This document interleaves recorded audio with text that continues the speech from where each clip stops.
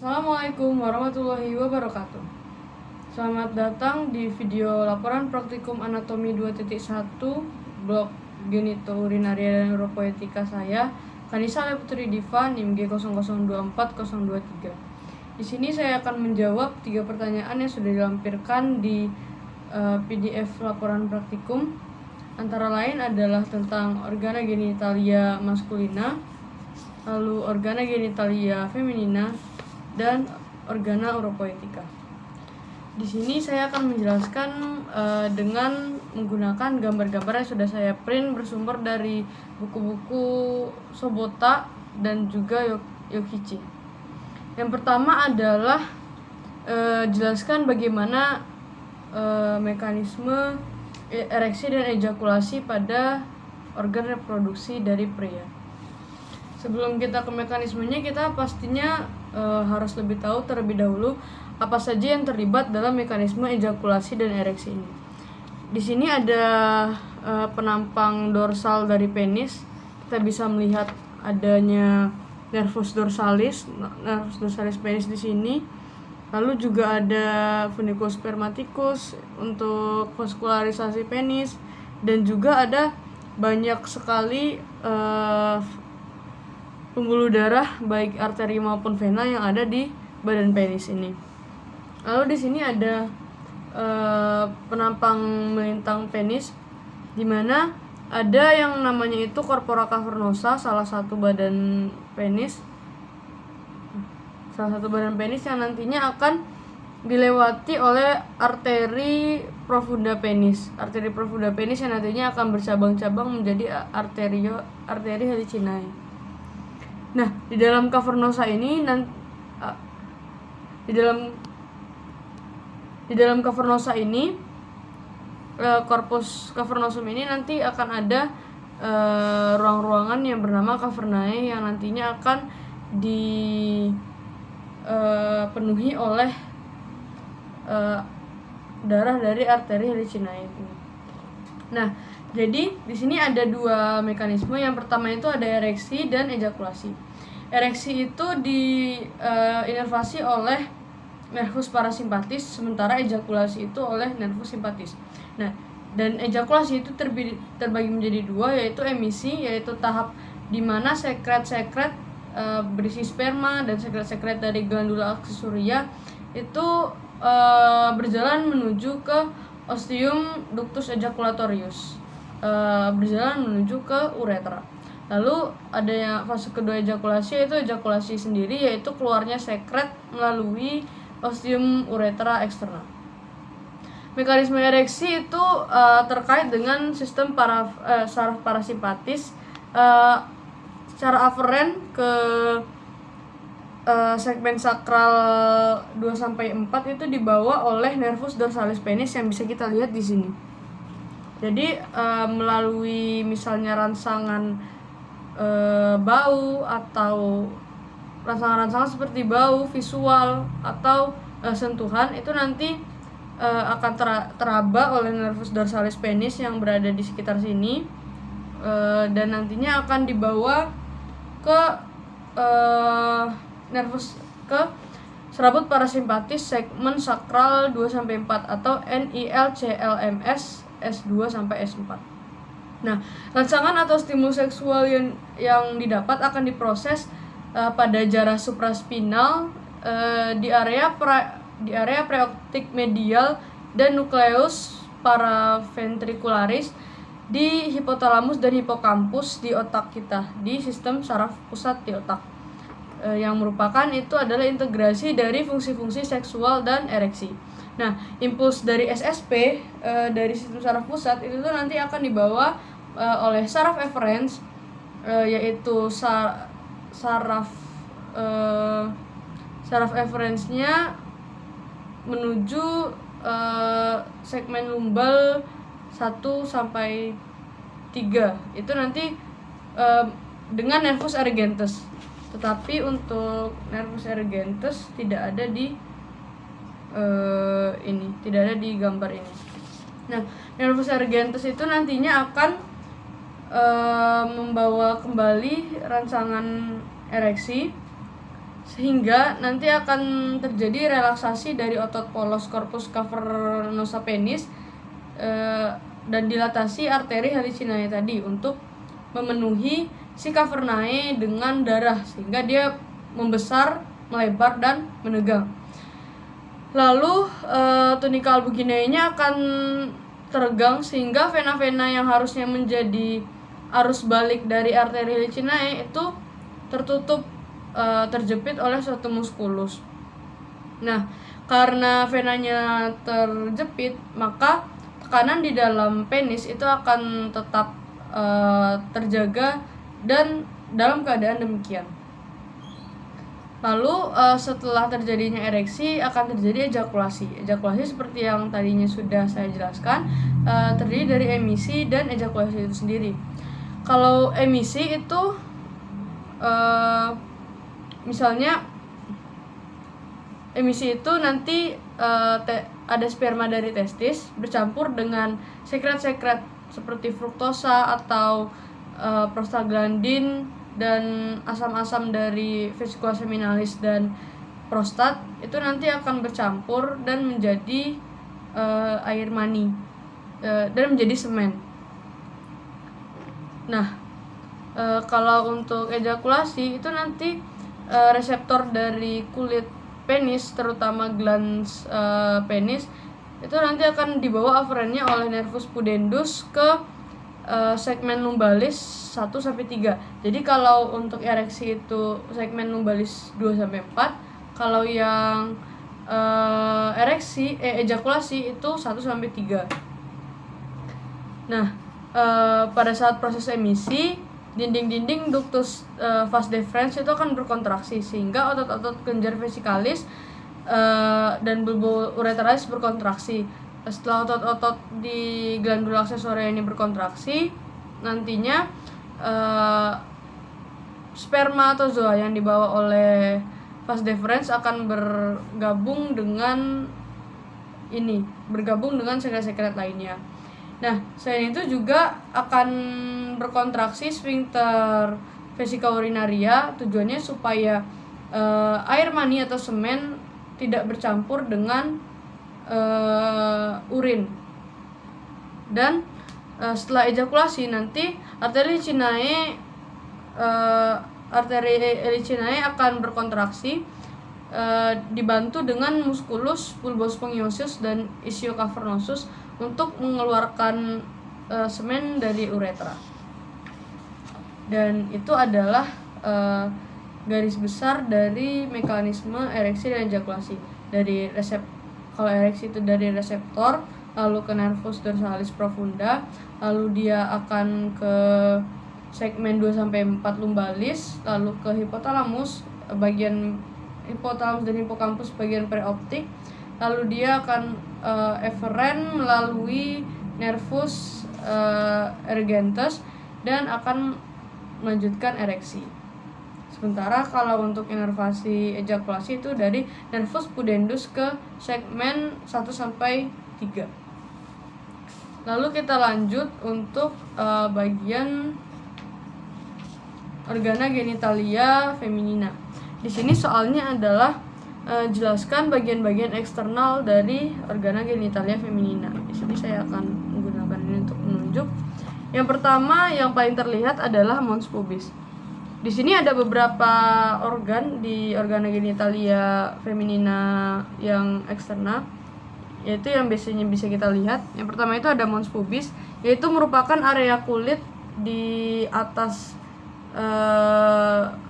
vagina yang nantinya akan ditumbuhi oleh rambut-rambut yang dinamakan pubes. Nah, bedanya dengan pubis adalah pubis itu tulangnya, kalau mons pubis itu adalah bagian kulit yang menonjolnya, sementara kalau pubes itu adalah rambut-rambut yang melekatinya. Lalu di sini ada yang namanya klitoris. Klitoris ini bagian kecil yang nantinya akan banyak memiliki ujung-ujung saraf, dan dia itu serupa homolog dengan glans penis pada pria. Lalu untuk bibir yang di sini, bibir yang luar itu dinamakan labia mayora, Labia mayora ini merupakan pelipatan kulit yang menonjol dan membentang ke arah kauda dorsal dari mons pubis. Jadi dari mons pubis ke kaudalnya dan ke agak dorsalnya itu nanti akan dilewati yang namanya itu labia mayora ke arah dan dia itu homolog dengan skrotum pria. Labia mayora kanan dan kiri, dexter et sinister, akan bersatu membentuk yang namanya itu commissura labiorum anterior et posterior. Lalu kalau ada labia mayora berarti ada yang namanya labia minora yang ada di sini, yang lebih kecil di dalam. Nah, labia minora itu merupakan pelipatan yang tidak mengandung lemak dan kulit dan tidak berambut. Karena kalau labia mayora itu masih dilekati oleh rambut. Labia minora itu terletak di antara kedua labia mayora dan membatasi bagian lateral dari ostium uretra externa dan orificium vagina. Jadi dia membatasi antara kedua lubang uretra dan vagina. Nah, pada wanita yang sudah pubertas, posterior dari labia minora itu akan berhubungan membentuk yang namanya itu frenulum labiorum pudendi atau Fauchet. Ini mirip dengan frenulum yang berada di glans penis ke arah.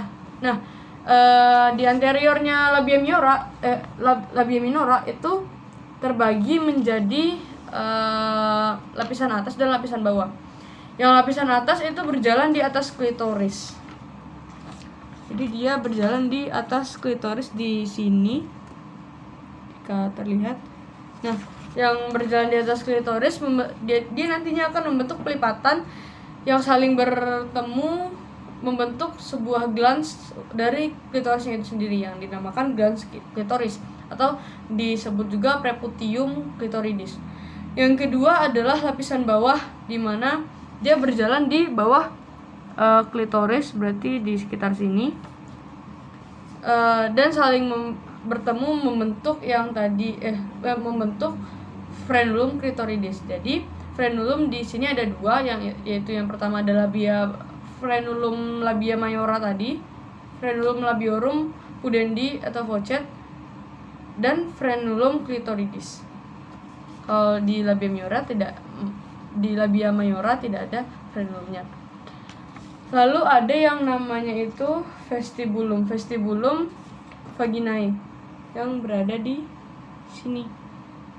Nah, di frenulum ini, di vestibulum ini, seperti misalnya vestibulum oris, berarti kan ada sebuah ruangan yang dikelilingi labia. Di sini labia mayora yang menjadi muara ostium uretra, ostium vaginale, dan ductus glandula vestibularis mayor dan minor. Jadi vestibulum inilah yang nantinya bakal menjadi muara dari saluran tersebut. Lalu kalau untuk di wanita juga ada yang namanya itu glandula vestibularis mayor. Kalau ini lebih jelas di gambar ini. Kalau yang di bawah ini adalah gambar di mana kulitnya sudah diangkat, kulit dan muskulus sudah diangkat. Nah, glandula vestibularis mayor itu tuh sering disebut juga dengan kelenjar Bartholin, homolog dengan kelenjar bulbouretralis, karena keduanya sama-sama menghasilkan sekret yang nantinya akan melumasi kedua organ kopulasi ini. Glandula vestibularis mayor itu atau glandula Bartholin ini lebih tepatnya berada di sebelah lateral pada cekungan di antara dua labia minora. Berarti dia ada di sini. Misalnya labia minora yang ini, kelenjarnya itu yang kecil di sini. Nah, baik. Lalu yang terakhir adalah himen. Adanya himen pada wanita. Adanya himen pada wanita itu merupakan lapisan mukosa serupa dengan pembuluh darah. Ada lapisan mukosa yang banyak pembuluh darah, sehingga kalau misalnya himennya ruptur, itu nanti akan terjadi pendarahan. Misalnya pada kopulasi pertama wanita, atau adanya ruptur karena alasan-alasan lainnya, misalnya seperti bersepeda atau semacamnya. Nah, jika himennya sudah ruptur, akan terdapat penonjolan-penonjolan kecil yang nantinya akan disebut karankula himenalis. Himen ini memiliki berbagai bentuk, berbagai jenis. Di sini ada yang namanya anular himen yang seperti biasa ya, dia bulat gitu salurannya. Lalu yang kedua ada septat himen, ada septumnya, ada penghalangnya sedikit. Lalu ada cribriform himen, yaitu yang mirip seperti saringan. Lalu yang di sini ada paroeus introitus, yaitu dia sudah ruptur. Nah, ada juga yang di suatu himen yang dia itu tidak sempurna karena tidak ada jalan keluarnya, yang dinamakan himen imperforata. Himen imperforata ini akan menghalangi darah menstruasi dan pengeluaran endometrium untuk keluar, sehingga darah menstruasi tidak bisa keluar. Baik, itu saja untuk OGF. Kita lanjut kepada uropoetika. Uropoetika di sini ada ginjal, seluruh anatomi ginjal dan beserta arteri dan inervasinya. Nah, jadi yang kita tahu ginjal itu kan termasuk pada salah satu organ retroperitoneal, yaitu dia hanya dilapisi oleh peritoneum di bagian anteriornya saja, untuk posteriornya tidak. Nah, di ginjal di bagian superiornya terdapat yang namanya itu glandula supraadrenal, yang nantinya akan menghasilkan hormon adrenalin. Nah, untuk letak skeletopisnya itu berbeda antara ren dextra dan sinistra. Untuk yang dextra itu lebih ke bawah, yaitu untuk yang dextra ya lebih ke bawah setengah vertebrae karena adanya pendesakan dari lobus hepatis yang dexter. Nah, untuk ren sinister sendiri itu berada di VTH 12 hingga VL3. Nah, untuk lapisan pembungkus dari ginjal itu sendiri, dari profunda ke superficial, dari dalam keluar, berarti ada yang pertama itu yang namanya kapsula fibrosa atau kapsul ginjal, yaitu pembungkus yang meliputi ren langsung dan melekat erat pada permukaan ruang ren. Lalu yang kedua ada perirenal fat, lapisan adiposa yang meliputi kapsula fibrosa dan mengandung pembuluh darah yang keluar masuk ren. Lalu ada fascia renalis, yaitu lapisan membranosa yang terletak di luar lapisan adiposa perirenal dan memiliki glandula suprarenalis. Dia juga membungkus glandula suprarenalis tadi di bagian depannya dan nantinya akan membentuk fascia gerota, yaitu kalau di histologi itu adanya penyatuan antara lemak dan lapisan membranosa ini. Lalu yang terakhir yang paling luar itu adalah pararenal fat, yaitu lemak yang terletak di luar fascia renalis ini, di bagian posterior dan posterolateral ren. Nah, lalu tentu saja ren ini juga difiksasi oleh beberapa ligamen. Contohnya ada fascia renalis itu sendiri, yaitu lapisan membranosanya tadi. Lalu ada ava renalis dan corpus adiposum. Nah, kalau kita lihat di sini, ren ini juga memiliki beberapa badan ya. Contoh yang pertama itu ada vena renalis yang nomor 1 yang bisa kita lihat sangat besar di sini. Lalu ada arteri renalis, dan yang ketiga itu ada pelvis renalis. Pelvis renalis itu adalah suatu badan di pelvis yang nantinya akan terhubung langsung ke ureter. Lalu yang nomor 4 ini ada ureter pars abdominalis.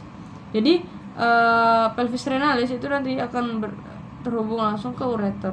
Bagaimana cara membedakan mana yang pelvis mana yang ureter? Itu bisa kita lihat dari badan ren ini sendiri. Jadi kalau sudah keluar dari badan ren, dia berubah nama menjadi ureter. Lalu yang kelima itu ada calyx renalis yang mayor. Calyx renalis yang mayor ini yang masih di sini, masih terlihat, dan dia itu lebih besar. Dan dia nantinya akan bergabung dengan calyx renalis yang minor yang dekat dengan para lobus-lobus. Lalu yang nomor 6 itu ada yang dinamakan area cribosa papillae renalis. Mungkin kalau di histologi bisa kita tahu dengan sebagai ductus papillaris gitu kan. Lalu yang ketujuh itu ada cortex glandulae suprarenalis. Ini cortex dari kelenjar suprarenal, berarti skip aja dulu. Dan 9 itu di sini adalah cortex dari renalisnya. Dan di dalam cortex itu ada medulla renalis. Lalu ada lobus-lobus dari ren ini, dan di antara lobus-lobus itu akan ada yang namanya itu columna renalis di nomor 14 di sini. Tidak terlalu jelas sebenarnya. Lalu nomor 15 itu adalah capsula fibrosa renalis yang tadi menjadi salah satu dari lapisan-lapisan ren. Nah, lalu kita lanjutkan ke vaskularisasi. Vaskularisasi ren ini sangat penting karena seperti yang kita tahu, ren ini sendiri fungsinya adalah untuk menyaring darah dan membuatnya menjadi urin gitu kan. Nah, jadi arteri yang masuk ke dalam ren itu merupakan cabang dari aorta abdominalis dan nantinya akan menjadi arteri renalis, dextra et sinistra, dan membentuk ramus anterior et posterior dan masuk ke hilus. Nah, lalu dia akan menjadi arteri lobaris atau ramus primaries untuk masuk ke piramida renalis dan berjalan di antara lobaris ren dan menjadi arteri interlobaris. Nah, kan gambarnya satu lobus itu kan seperti ini. Nah, jadi waktu dia berada di sini itu dinamakan arteri interlobaris. Sementara waktu dia sudah di sini, di basis dari piramida satu lobus ini, dia menjadi arteri arcuata atau arteri yang berada di suatu sudutnya itu. Setelah menjadi arteri interlobaris, dia akan menjadi arteri interlobularis yang nantinya akan berjalan di cortex renalis. Lalu dia menjadi arteri afferent glomeruli yang membawa si darahnya ini masuk ke dalam glomerulus untuk disaring. Lalu setelah dari glomerulus dia akan menuju ke arteri afferent glomeruli dan berlanjut ke arteri rekta dan nantinya akan direabsorpsi di tubulus ginjal. Nah, setelah itu dia akan berlanjut ke vena-vena dari